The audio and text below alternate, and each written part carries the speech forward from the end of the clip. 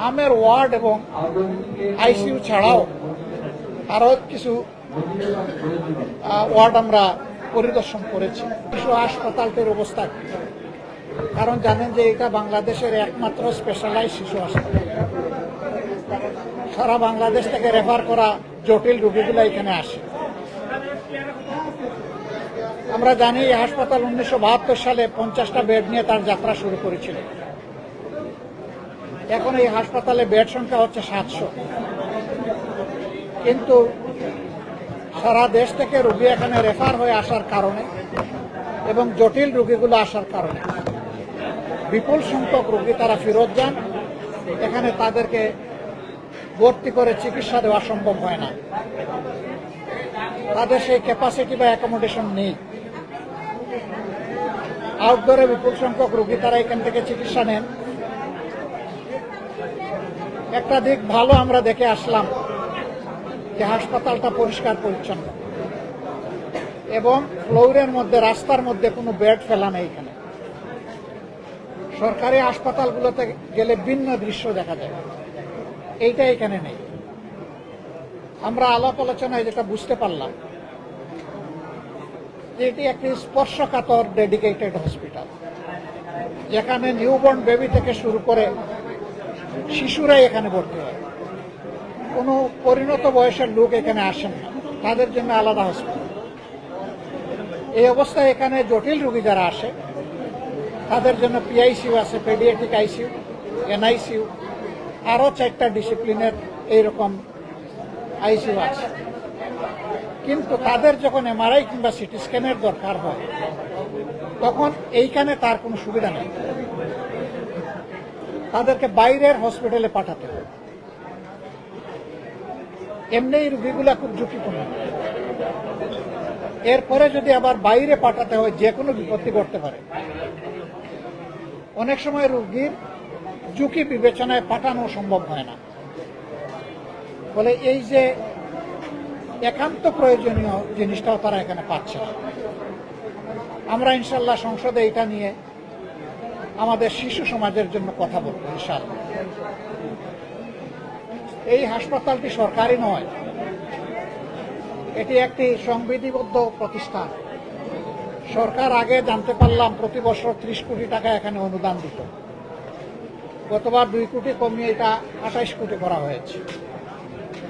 ক্রমবর্ধমান চাহিদার আলোকে বাড়ানো দরকার, কমানোর প্রশ্ন আসবে কেন? কারণ আমাদের বাজেট তো প্রতি বছর বৃদ্ধি পাচ্ছে। আমরা সংসদে এটি নিয়েও কথা বলবো ইনশাআল্লাহ। পুরা স্বাস্থ্য খাতটি একটা ডিজাস্টার। আমি সেদিন ময়মনসিংহ মেডিকেল কলেজে একজন রোগী দেখতে গিয়েছিলাম, যে দৃশ্য দেখে আসছে এটি হাসপাতাল বলা যাবে না, এটাকে বড়জোর একটা বাজার বলা যেতে পারে। সেখানকার চিকিৎসকরা, কর্মরত কর্মচারী কর্মকর্তারা হিমশিম খান। বেডের ক্যাপাসিটি 1000, রোগী ভর্তি থাকে 3700, 3700। প্রতিদিন আউটডোর থেকে চিকিৎসা নেয় আরও 4000-এর মতো মানুষ। সেই পরিমাণ ম্যান পাওয়ার নাই, অবকাঠামো নাই, লজিস্টিক সাপোর্ট নাই। না থাকার কারণে স্বাস্থ্য খাতের এই বিশ্রী অবস্থা। এই স্বাস্থ্যকে লুটপাট করে একদিকে খাওয়া হয়েছে, আবার সরকারগুলো এটাকে যথাযথ গুরুত্ব দেয়নি। জিডিপির কত % বরাদ্দ এখানে ছিল আমরা সবাই জানি, অথচ একটা দেশের 2টা খাত সবচেয়ে বেশি প্রাধান্য পাওয়ার কথা। একটি হচ্ছে শিক্ষা, দ্বিতীয়টি হচ্ছে স্বাস্থ্য। এই 2 খাতেই আমাদের উপেক্ষা এবং বঞ্চনা। শিক্ষা খাতে বিশেষ করে রিসার্চের কোনো ব্যবস্থা নেই। আমাদের দেশে অনেকগুলা মেডিকেল বিশ্ববিদ্যালয় হয়ে গেছে, সেখানেও রিসার্চের কোনো ব্যবস্থা নেই। পাবলিক বিশ্ববিদ্যালয়, ফকিরের ভিক্ষা দেওয়া হয় সেখানে, রিসার্চের জন্য পর্যাপ্ত ফান্ড। বিশ্ববিদ্যালয় মানেই হচ্ছে এটা রিসার্চ বেজ একটা প্রতিষ্ঠান, কিন্তু সেটাই নাই। তো আমরা এই সবগুলা দেখলাম। আমরা হামের ওয়ার্ড এবং আইসিইউ ছাড়াও আরও কিছু ওয়ার্ড আমরা পরিদর্শন করেছি। তারা তাদের সামর্থ্যের ভিতরে সর্বোচ্চটা দেওয়ার চেষ্টা করছেন, কিন্তু সামর্থ্যের সীমাবদ্ধতা আছে। আমরা এই ব্যাপারে কথা বলবো, কাজ করবো ইনশাআল্লাহ। আপনারা জানেন যে বাংলাদেশ জামাত ইসলামী সামাজিক কল্যাণে সবসময় চিন্তা করে এবং কিছু কন্ট্রিবিউশন রাখার চেষ্টা করে। এই হাসপাতালে সেই সুযোগ আছে। আমরা তাদেরকে একটা বিষয় আশ্বস্ত করেছিলাম, তারা এর বাইরে গিয়ে আর একটা বিষয় আমাদের কাছে প্রত্যাশা করেছিল। এখানে ব্রঙ্কোস্কোপির জন্য ব্রঙ্কোস্কোপ নাই, অথচ ম্যাক্সিমাম শিশু আছে এই সমস্যা নেই। তারা এইটুকু আমাদের কাছে প্রত্যাশা করেন। আমাদের লিমিটটা এর নিচে ছিল, তারপরেও শিশুরা আমাদের কাছে আমানত, তারাই আগামীর ভবিষ্যৎ।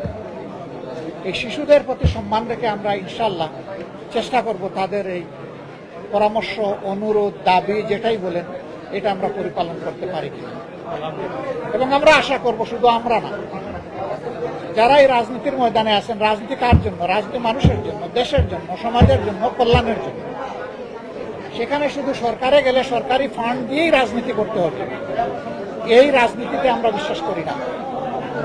বরঞ্চ নিজের পকেটের পয়সা দিয়েও জনগণের কল্যাণে প্রমাণ করতে হবে যে না, আমরা জনগণের কল্যাণ চাই। আমরা এই কাজ আমাদের সামর্থ্যের ভিতরে করার চেষ্টা করি।